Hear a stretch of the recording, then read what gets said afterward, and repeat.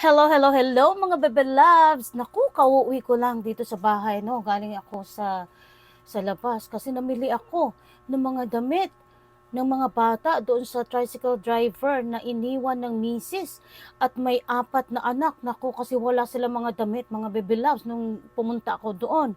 Kaya binilang ko ng mga damit at syempre, yung mga tsinelas din kasi walang mga tsinelas yung mga bata. Bumili rin ako ng planggana at balde para meron silang pag maglalabas sila, meron din silang magagamit. Ayan. Ito yung mga tsinelas.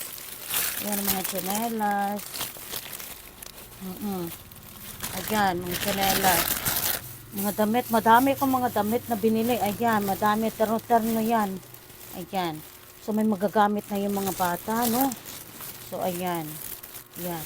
So, thank you pala sa ating sponsor na si Mr. Willie Arnado. Nako, Sir Willie. Ang laking pasalamat ko po sa iyo. Itong si Mr. Willie Arnado, kusa siya talagang nagbibigay ng tulong kahit kay Roda pa dati.